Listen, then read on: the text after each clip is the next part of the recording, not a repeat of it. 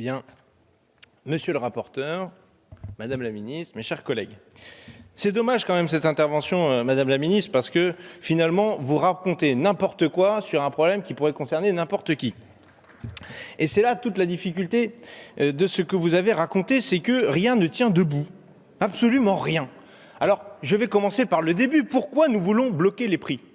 Pour résoudre un problème concret qui touche des millions de nos concitoyennes et concitoyens, à savoir ceux qui souffrent, qui sont dans la pauvreté, dans la misère, dans l'indignité, parce qu'ils ne peuvent pas régler leur facture d'électricité, parce qu'ils ne peuvent pas régler leur facture de gaz, et que tout ça leur est coupé. Oui, il y a encore des coupures, même pendant les trêves hivernales, où on vous réduit le compteur à peau de chagrin, ce qui revient à peu près au même. On vous coupe l'eau. Oui, on continue à couper l'eau dans ce pays, bien que ce soit tout à fait illégal.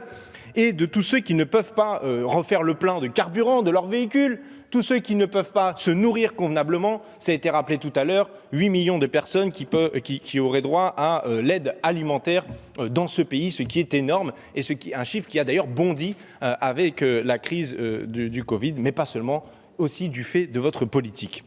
Alors, une fois que j'ai rappelé le but recherché par ce blocage des prix, blocage à la fois à titre ponctuel, le premier article, pour une situation exceptionnelle, et nous rajoutons le critère d'urgence sociale. Je pense qu'il faut mettre ce critère d'urgence sociale, que c'est une nécessité de le faire, et on le voit dans cette situation particulière. Et puis le deuxième article qui vise non pas à faire un coup politique, madame la ministre. En plus, il n'y a rien d'extraordinaire. On parle juste de faire en sorte que quelque chose qui existe déjà en France, dans les territoires d'outre-mer, puisse s'appliquer à la France entière, c'est-à-dire aussi à l'Hexagone. Enfin, on a vu des choses quand même plus spectaculaires. Là, on vous propose de faire quelque chose qui marche, pas suffisamment sans doute à votre goût, d'ailleurs au nôtre aussi, mais qui apporte quelque chose, une plus-value, pour qui? Pour les gens et pour les producteurs locaux. J'y reviendrai dans un instant. D'abord, il me faut revenir sur les mensonges, il faut le dire, ou les inepties que vous avez prononcées, madame la ministre. Vous avez commencé par l'emploi. 1 million d'emplois qui ont été créés. Et vous expliquez surtout qu'en fait, il y aurait alors des emplois créés, mais une baisse du taux de chômage. Or, quand on regarde bien, si on regarde, alors je vais rentrer dans la technique, vous savez que vous aimez ça, madame la ministre, le halo du chômage, c'est-à-dire les gens qui rentrent en activité, ressortent, rentrent, qui sont en fait dans une précarité dans l'emploi, a cru énormément. Ce qui fait que le nombre de travailleurs pauvres continue de progresser dans ce pays. Et j'en veux pour preuve, c'est que quand vous parlez de l'augmentation du pouvoir d'achat, vous avez augmenté le pouvoir d'achat des Français, vous dites-nous. Et en fait, en grosse moyenne, oui. Mais regardons un peu dans le détail. Si vous prenez les 5% les plus pauvres du pays, ils se sont appauvris de 5% sur les 4 dernières années, c'est-à-dire du fait de votre politique publique, pendant qu'une autre partie, et notamment ceux tout en haut, effectivement, ont augmenté leur pouvoir d'achat et se sont enrichis. Vous dites d'ailleurs, d'un point de vue du revenu, que le revenu des plus modestes a progressé.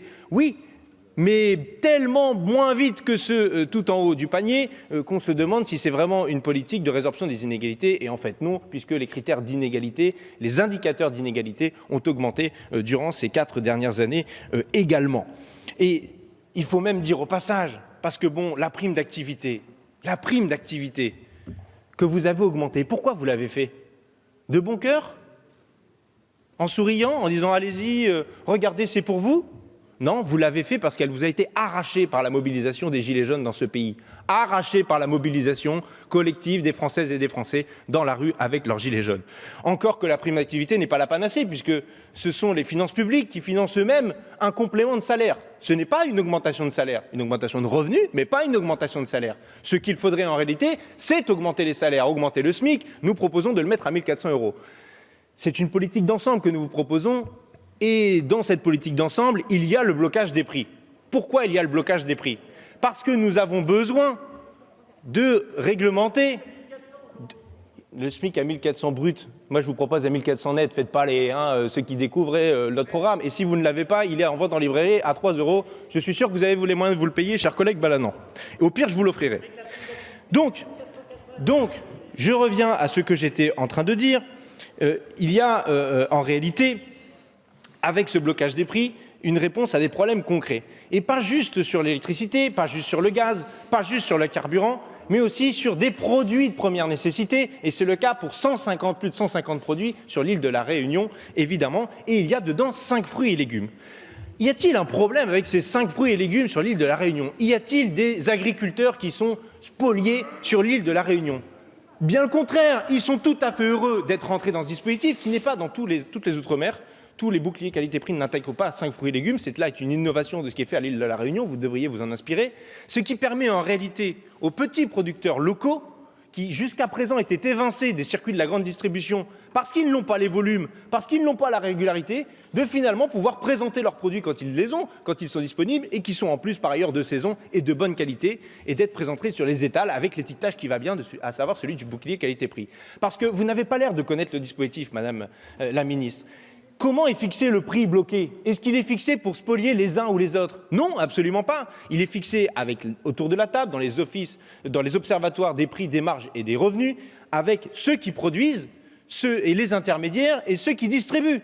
Et même innovation de la Réunion que nous proposerions de généraliser, avec des citoyens tirés au sort, encore une fois, suite à la mobilisation des Gilets jaunes et à la mobilisation populaire, pour arracher le fait d'être autour de la table.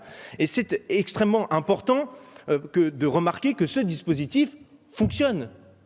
Et quand les gens s'en plaignent, c'est parce qu'il n'est pas assez bien appliqué ou parce qu'il n'y a pas assez de produits dedans, pas contre le dispositif lui-même. Et je n'ai pas vu sur l'île de la Réunion un marché noir des 5 fruits et légumes. Enfin, il faut arrêter de raconter n'importe quoi. Il y a un marché noir quand vous augmentez les prix, pas quand vous les bloquez pour qu'ils soient plus bas que ce que produit le marché naturellement. On va mettre des grosses guillemets sur le naturellement. Et en réalité, on voit bien d'ailleurs que vos projets de loi Egalim, Egalim 2, qui prévoyaient justement une juste rémunération des agriculteurs, ça ne fonctionne pas, quoi. Regardez ce qui se passe notamment sur le beurre en ce moment. Croyez-vous que l'augmentation du prix du beurre profite à ceux qui fabriquent le lait? Mais pas du tout. Mais pas du tout. Ce sont des règles de marché à l'international, la loi de l'offre et de la demande que vous chérissez tant, qui produit une augmentation du prix du beurre parce qu'il y a une tension sur le marché international, notamment par une forte demande de la Chine. Ce qui fait qu'à la fin, nous, en France, notre galette des rois, on la paye plus cher. Est-ce que c'est logique alors que le prix pour produire du lait n'a pas changé? Les vaches sont pas moins produits, pas plus produits, tout est à peu près pareil. Ce qui a changé, ce sont les données du marché international. Vous pouvez vous satisfaire de cette situation et dire, bah oui, c'est normal, c'est le marché, c'est le marché. Mais enfin, le marché ne produit pas quelque chose qui est d'intérêt général, c'est-à-dire le fait d'accéder à des produits de première nécessité pour avoir une vie digne, pour vivre dans la dignité. C'est pas très compliqué, en fait, ce que nous vous proposons là. Et donc, je ne comprends pas que vous ayez des arguments qui soient aussi spécieux que ceux que vous avez dit. Alors, à la fin, vous avez parlé de délocalisation. Et encore une fois, Madame la Ministre, comment ça se passe aujourd'hui, l'Observatoire des prix, des marges et des revenus, et le bouclier qualité-prix? Dans bouclier qualité-prix, ça ne vous aura pas échappé, il y a qualité dedans. Ce qui permet, quand la préfecture fixe sa liste, de mettre des critères qualitatifs. Et dans les critères qualitatifs, il peut y avoir, et il doit pouvoir y avoir, et d'ailleurs vous devriez peut-être vous en inspirer pour donner des consignes aux préfectures en ce sens, de demander à ce que les produits soient locaux et soient relocalisés. C'est d'ailleurs par ce dispositif-là qu'on a permis de relocaliser des productions dans les Outre-mer, pas d'importer davantage ou de délocaliser davantage. Ce n'est pas vrai, ce n'est pas ce que ça a produit et ce n'est pas ce que ça produirait sur le territoire national. Pour lutter contre les délocalisations, il faudrait pour ça une vraie politique publique, par exemple, d'aider les salariés qui travaillent dans leur entreprise à récupérer leur entreprise quand l'actionnaire s'en va parce qu'il veut du 12, du 13, du 14%. Et ce qui s'est passé avec l'Observatoire des prix et des marges, et notamment sur la question du carburant, qui a occupé en fait le dispositif initialement en 2012. C'était ça le sujet central, notamment pour la Guadeloupe. Qu'est-ce qui s'est passé? Il y a eu un chantage des pétroliers, on ne va plus vous fournir, etc. Tout ça n'a jamais eu lieu. Qu'est-ce qui s'est passé? On a demandé la comptabilité analytique. Ça doit vous parler, ça, Madame la Ministre, la comptabilité analytique. On a regardé les comptes des producteurs et on a remarqué quoi? Que ces gens se mettaient du 16% de rentabilité des capitaux propres. 16% de rentabilité des capitaux propres. Ce qui est purement scandaleux et indécent. Personne n'accepterait ça. Alors la loi a diminué, a fait en sorte de diminuer, d'a mis un plafond de rémunération des capitaux propres à, si je ne dis pas de bêtises, 9%, ce qui est déjà énorme. Enfin moi, si on me propose ce genre de placement, j'y vais tout de suite. Je cours, j'accours. Donc on voit bien qu'en réalité, il ne s'agit pas de spolier les producteurs, mais d'avoir des marges qui soient raisonnables. Voilà, pas trop, pour que tout le monde puisse s'y retrouver, à la fois le producteur, les intermédiaires, le distributeur et le consommateur. Et ça fonctionne, Madame la Ministre. C'est pourquoi je vous invite, chers collègues, à voter ce dispositif de blocage des prix qui prévoit d'étendre ce qui est déjà fait dans les Outre-mer à la France entière et donc aussi à l'Hexagone, parce que ça fonctionne et que ça doit pouvoir permettre de retrouver pour la masse de nos concitoyens une vie digne. Merci.